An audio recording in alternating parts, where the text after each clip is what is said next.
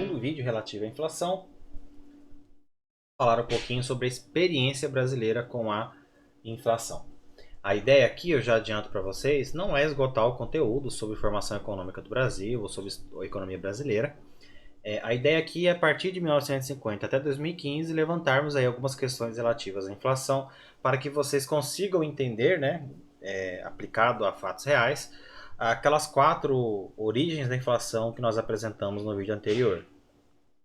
Então, quando vocês estiverem lá na disciplina de economia brasileira, investiguem sobre isso. Um livro bom é o livro chamado A Ordem do Progresso, tá? Que ele trata exatamente 2 séculos aí de política econômica brasileira, então ele é muito interessante. Realmente recomendo que quem tiver interesse de aprofundar um pouquinho mais sobre a economia brasileira, adquira esse livro ou leia aí de alguma forma, pegue emprestado, enfim, tá? Mas vamos lá.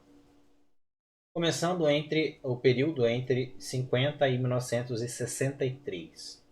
Nesse período, a inflação anual média foi de 28,65% e o acumulado em todo o período, em todos esses anos, aí mais ou menos 13 anos, né, foi de 401%.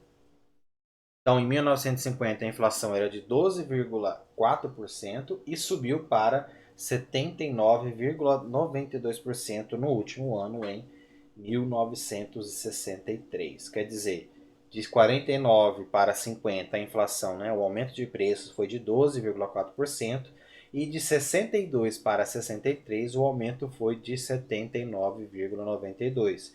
Entre esse período, anualmente, nós tivemos um aumento médio aí do preço de 28%. Né? Vejam um absurdo.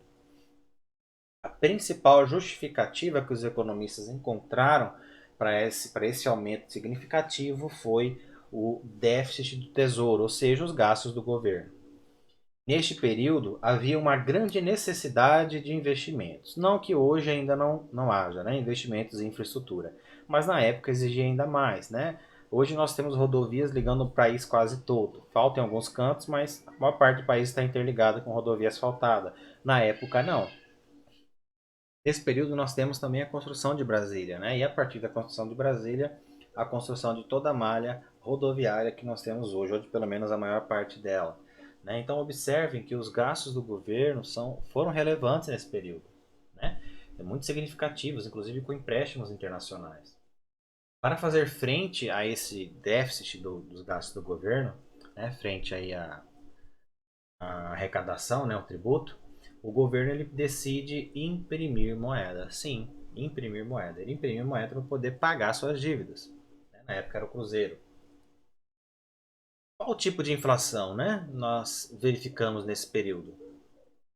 Nós falamos até agora, não foi de gasto do governo? Gasto do governo faz parte de qual elemento que nós trabalhamos até hoje, introdução à macro e contabilidade, né? Produção, renda ou demanda. Demanda não é calculada assim, ó, demanda agregada. Toca, né? Não tem problema. É isso, não é? E G é quem? É exatamente o gasto do governo. Então, quando o gasto do governo, quando o governo aumenta seus gastos, o que ele está fazendo é ampliando a demanda. Então, o diagnóstico que foi feito aqui para esse período é que a inflação era uma inflação de demanda, logo o que nós precisávamos era exatamente reduzir a demanda, né, provocar uma contração econômica e assim reequilibrar aí essa questão dos preços, né, da inflação.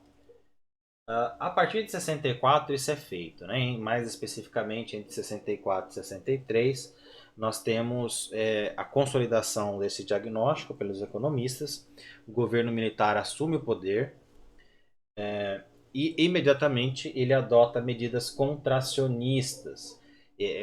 Essas medidas de início, nesse período aí de 1964, né? Tem um errinho aqui, até 66, essas medidas são denominadas como tratamento de choque, porque a ideia dos economistas do governo era exatamente provocar uma queda da taxa de inflação devido, né, a uma redução dos gastos do governo, mas de forma acelerada. Então eles cortaram muito, mas muito mesmo os gastos do governo. Então veja que eles não ficaram só na política monetária, eles foram para a política fiscal. O que é a política fiscal? Relacionada a tributo e gasto do governo, né? E também estabeleceram política salarial mais rígida, né? Tudo isso de 64 para 66. Entretanto, né, como nós também já vimos, esse tipo de política contracionista, principalmente assim de forma violenta, né, mais abrupta, ele causa consequências sociais sérias, né? Porque o desaceleramento da economia ele provoca desemprego, desemprego provoca redução da renda. Então famílias ficaram sem renda, sem ter o que comer. Eles mudam então é, esse método aí chamado de tratamento de choque para o que eles passam a chamar de política gradualista. O que seria isso? Pretendia-se controlar a inflação reduzindo a demanda paulatinamente. Então, em vez de ser uma coisa abrupta, como foi nos 2 primeiros anos, seria uma medida mais suave, né? Que ao longo dos meses e dos anos o gasto do governo fosse caindo. E assim, né, o impacto social sobre o nível de emprego e renda fosse gradual.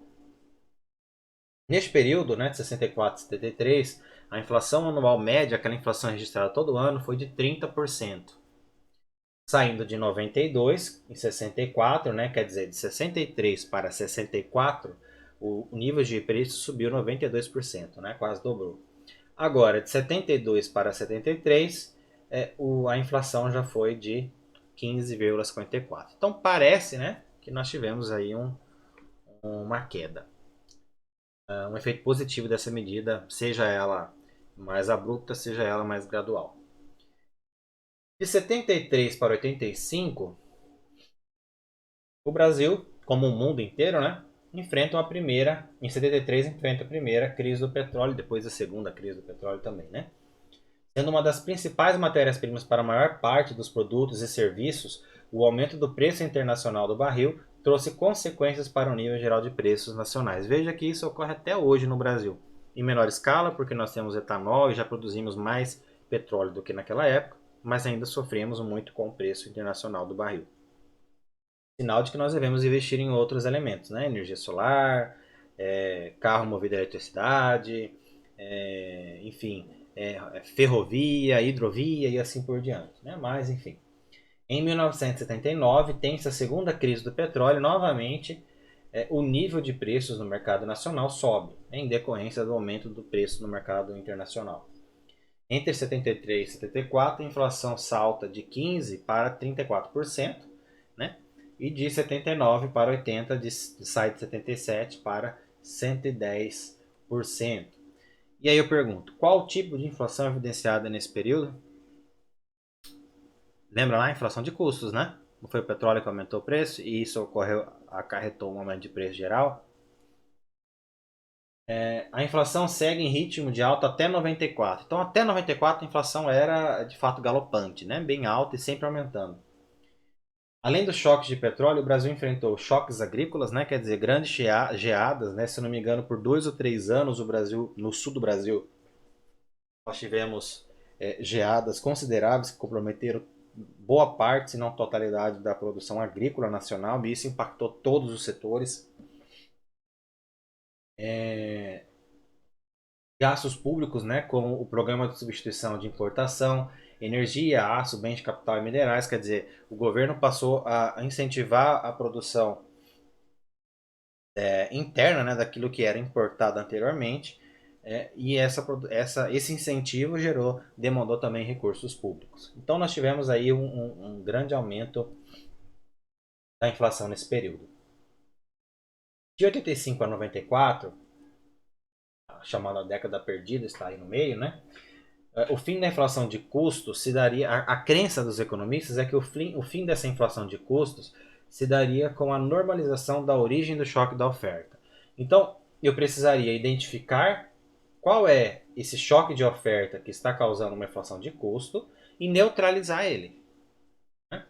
Entretanto, isso não se evidenciou no Brasil. Olha lá, entre 85 e 94, a inflação cresceu 10.453,26%. A média anual de preços nesse período foi de aumento de 1.000%. Olha o absurdo. Nesse período, Existiam as maquininhas de ajustar o preço, né? Era o dia inteiro ali ajustando, né? Tem até tirinhas dos Trapalhões. Que o Didi ele vai comprar, junta dinheiro, vai comprar carne, entra na fila do açougue. E aí ele olha o preço, sei lá, vamos chutar usando reais, né? Suponha que seja 10 reais o quilo. Ele vai, conta, ele tem 20. Aí demora meia hora, ele passa de novo na fila mais pra frente da fila, no meio da fila. Ele olha de novo o preço, 15 reais. Ele tá lá no mesmo dia, tá? Aí ele fala, tenho 20, ainda dá. Quando ele chega lá, tá 21 reais. Aí ele agora, né? O que eu vou fazer? Enfim, essa era a situação que nós vivíamos, que o Brasil vivia nesse período. Por isso que naquela época, os trabalhadores, o que eles faziam? Recebiam seu salário e já corriam para, é, para o mercado fazendo compras, né? Faziam a compra do mês, porque assim eles garantiam o preço daquele dia e não, né? Na semana que vem tudo poderia estar bem mais alto. Qual era a leitura dos economistas? Eles entendiam que o problema fiscal estava resolvido, o governo cortou seus gastos.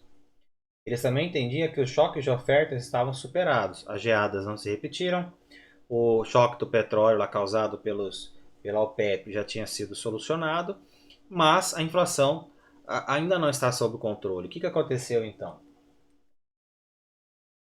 Eles acreditaram essa inflação a uma alta indexação da economia brasileira.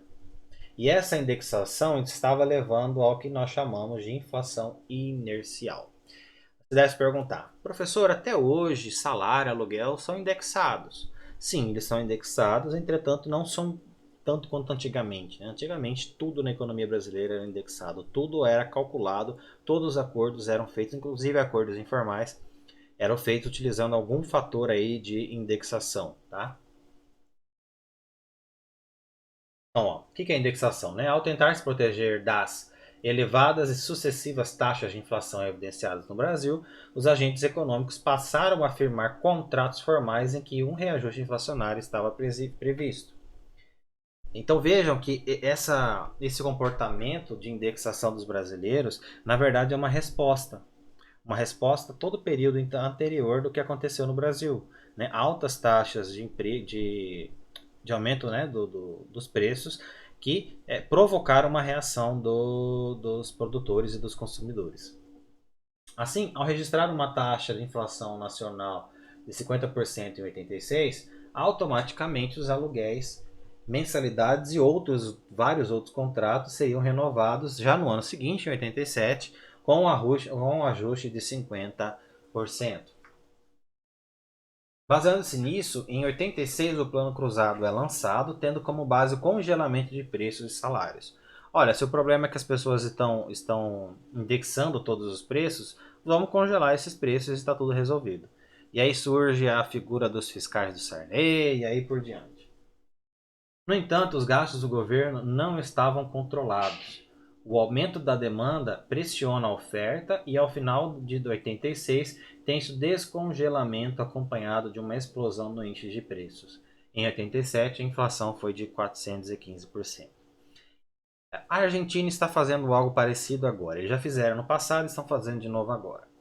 Eu vou deixar disponível para vocês, no material complementar, um documentário sobre, se eu não me engano, os 15 anos do Plano Real.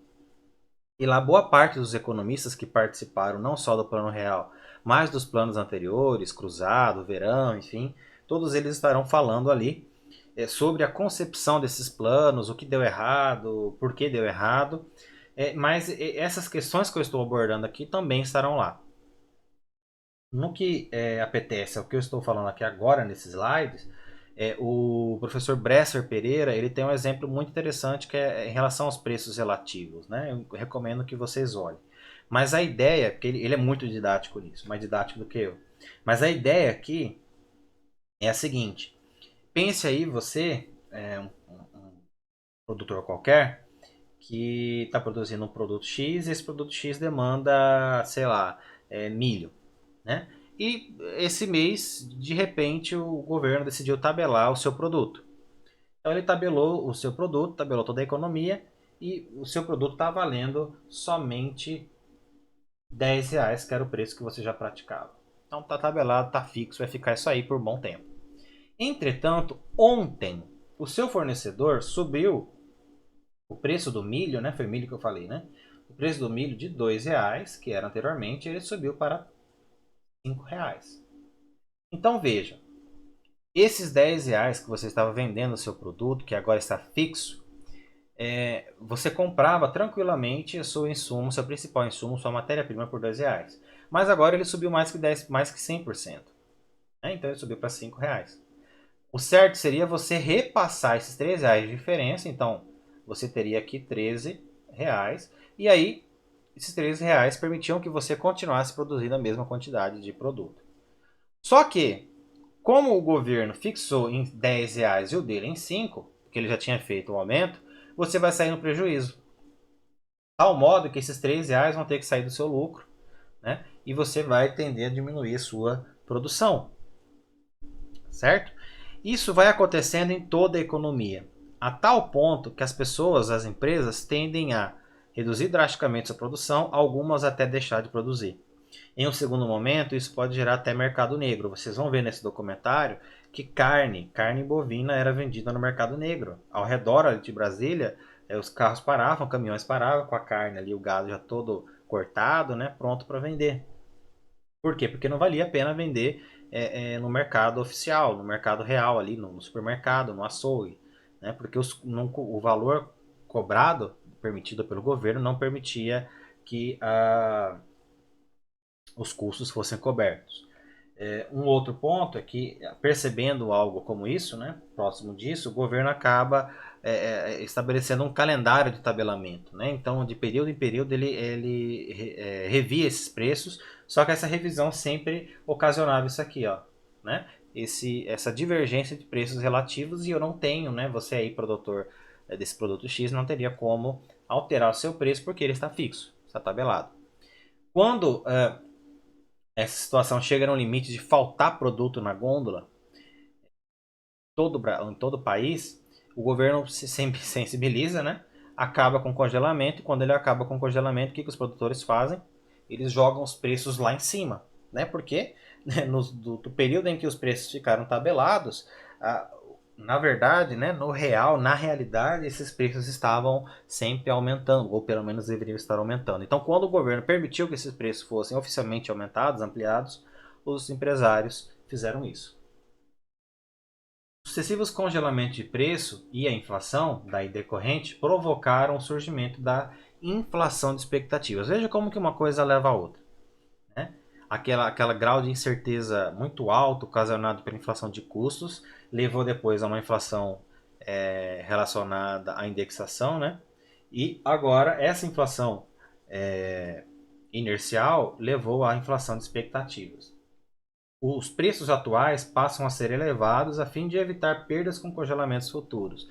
Então, naquele período que o governo permitia que as empresas ajustassem o seu preço para daí ela congelar de novo, nesse período o que todo mundo fazia? Levava o preço máximo possível.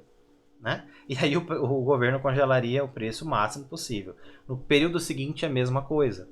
Então, por que eles faziam isso? Porque eles não sabiam em que momento o governo, a que preço, a que nível de preço o governo iria congelar os preços. Né? Então, já que eu não sei, eu vou colocar esse preço lá em cima. Porque eu não sei o que vai acontecer no futuro. Experiência brasileira com o Plano Real e a nossa estabilidade econômica. Em 94, o Plano Real é implementado.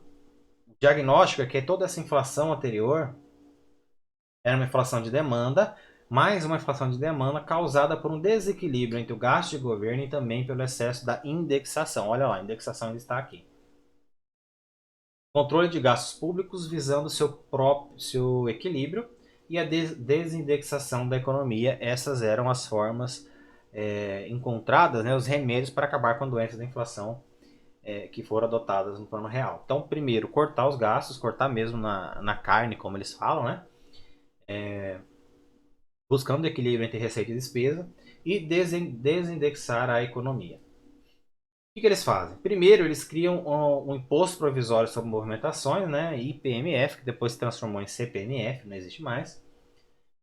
Venda de empresas estatais. Então, por um lado, aqui, né, nós aumentamos a receita do governo. Por outro, diminuímos aqui os gastos do governo com as estatais, que naquela época eram deficitárias, e também arrecadamos um recurso para pagar a dívida, né? E dívida?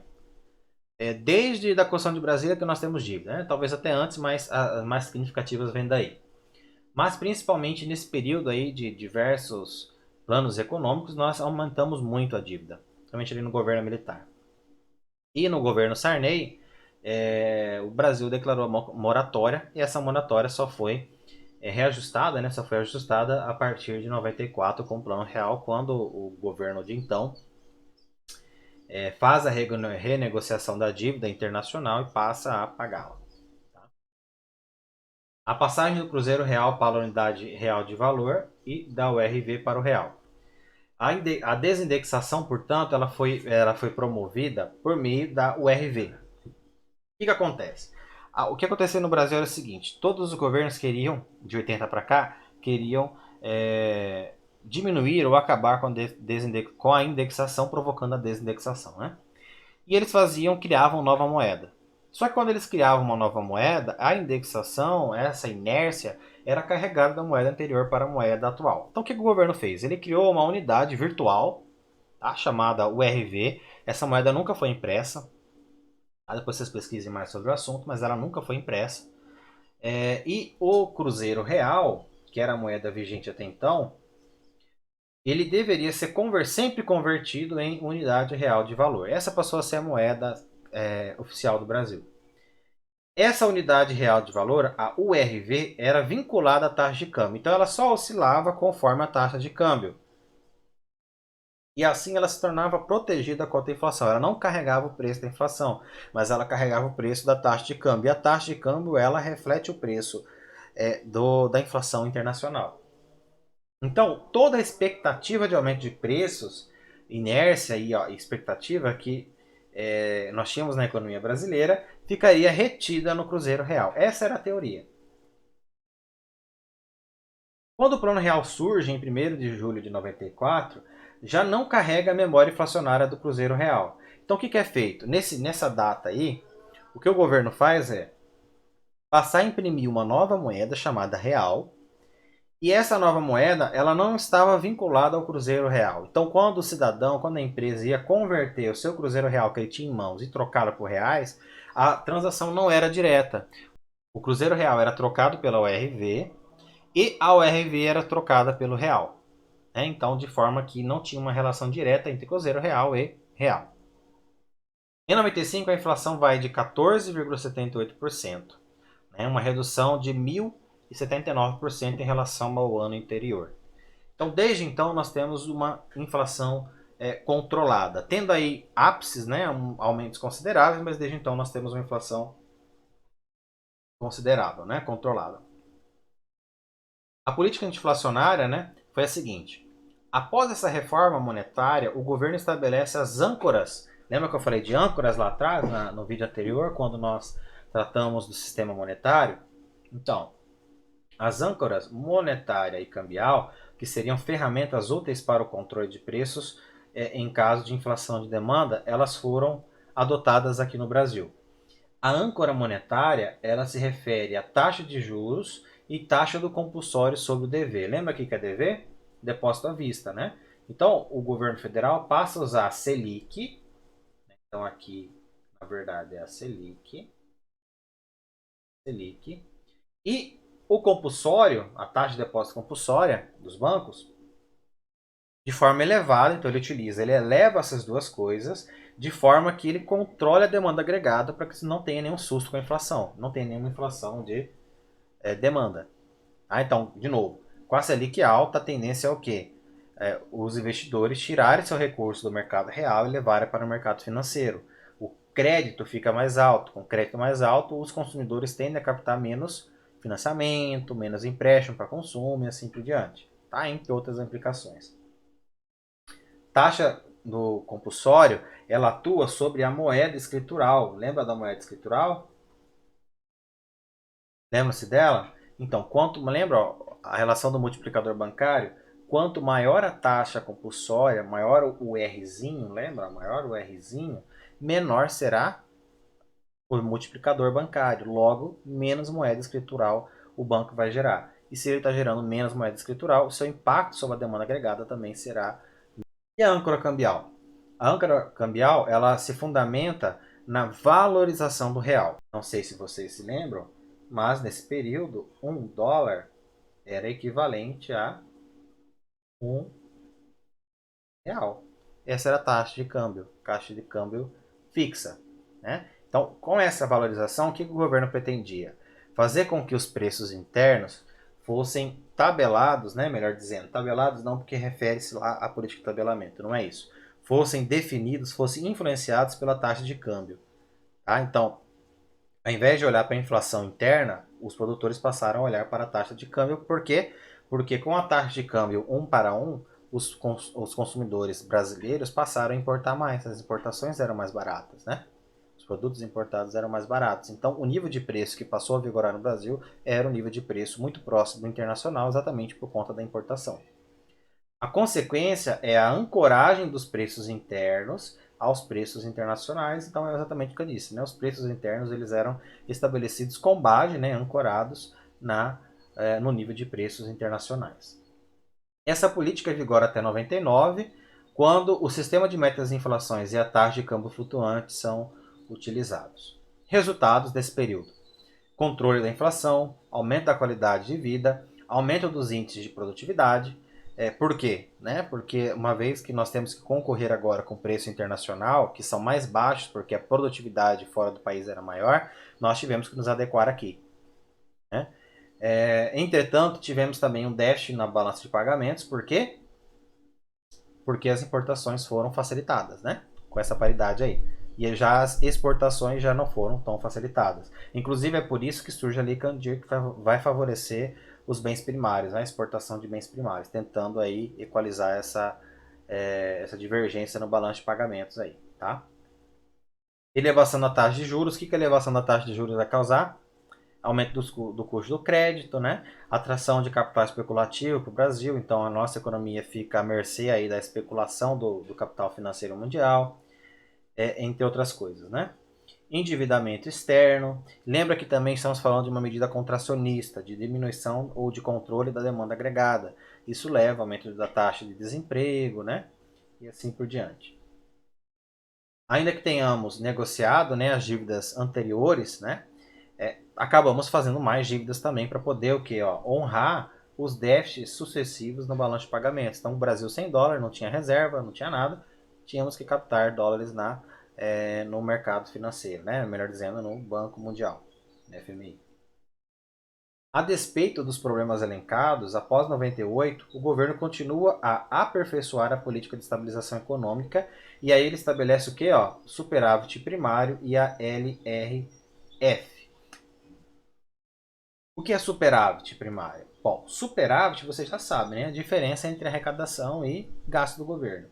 Primário é porque quando nós calculamos, né, o superávit primário, nós estamos excluindo o pagamento dos juros da dívida pública. Né? Então, estamos considerando somente o principal da dívida. O que acontece? Quando você contrai R$ 1.000 de empréstimo, você parcela esses R$ 1.000 em, sei lá, 12 parcelas, cada parcela vai ser contemplada o quê? Uma parte desses R$ 1.000 que você vai pagar, que a gente chama de principal, mas os juros referentes ao restante da dívida. Né? Então, se você pagou, no caso aqui, aos R$ 1.000 que você ainda está devendo na primeira parcela, mas à medida que você for pagando, os juros vai sendo cobrado somente pelo que ainda falta. Né?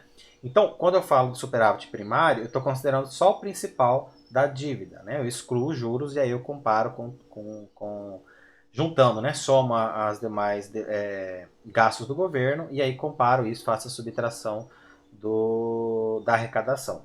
Tá?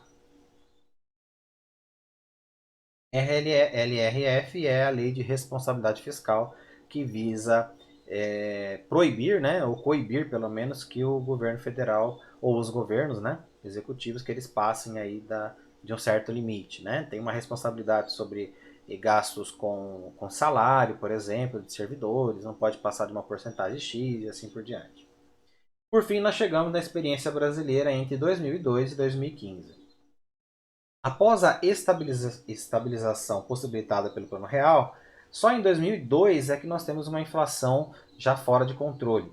No entanto, a continuidade do tripé macroeconômico como foi observado ali no primeiro mandato do governo Lula, essa continuidade do tripé macroeconômico permitiu que a inflação fosse controlada já no ano seguinte, já em 2003. Em 2009, após ser impactado pela crise de 2008, o governo adota uma política anticíclica, né? O mundo inteiro acaba adotando, né? Mas ficando aqui no Brasil, o governo brasileiro acaba adotando, e essa política anticíclica é baseada na oferta de crédito, aumento do repasse dos programas sociais e concessão de subsídios. O que é uma política anticíclica? E aqui a forma que foi feita, né? Já está claro isso. A política anticíclica ela tende a aumentar a demanda, né? A partir de 2011 eles gostaram disso, né? O governo gostou dessa política anticíclica, tanto é que em 2011 eles substituem o tripé macroeconômico pela chamada nova matriz econômica, né? Ou modelo de consumo de massas. À medida que o consumo em massa são ampliados, a despeito do pleno emprego já observado em 2010. O que acontece? A ideia aqui é que, para promover o crescimento, acelerar o crescimento, geração de emprego, etc., o Brasil deveria estimular, o governo deveria estimular ainda mais a demanda. Agora, veja que não é mais uma política anticíclica, mas é uma política de indução do crescimento econômico, tá? Aceleração do crescimento econômico. Então, o que eles fazem exatamente é conceder subsídios para linha branca, subsídio para carro, antes é um pouquinho, crédito à torta direita, para compra de casa, para tudo, né? Então, uma nova matriz econômica pautada no consumo de massas. A questão é que em 2010 os economistas já tinham observado a existência de pleno emprego, ou que a economia já estava próxima da sua capacidade instalada. Então não adianta você incentivar o consumo se você não incentivar a produção, né? Aliás, mesmo incentivando a produção, essa produção demora a ser ampliada. A capacidade instalada ela não é do dia para a noite, já o consumo é do dia para a noite, né? A consequência foi exatamente o aumento do nível de preços, uma inflação. Então, para manter a inflação dentro do teto da meta, que foi o que o governo fez, eles passaram a controlar o preço dos combustíveis e também a tarifa de energia. Eles simplesmente congelaram esses preços utilizando repasses estatais. Esses setores enfrentaram uma crise sem precedentes, né? Vocês vão se lembrar disso. O câmbio foi mantido valorizado, tendo déficit no saldo da conta corrente em 2014. Então, após 14 anos, nós tivemos um déficit no saldo das contas correntes. Essas políticas permitiram o controle da inflação até 2014, né? Controle entre aspas, porque depois ela estoura, né?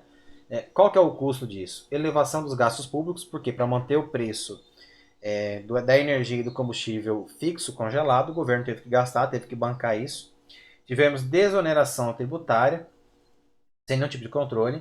E, por fim, manipulação fiscal, que foi culminado aí até no processo de deposição do governo. Este ambiente culmina na desaceleração da atividade econômica, né? O PIB em 2014 foi de 0,1%, crescimento de 0,1%.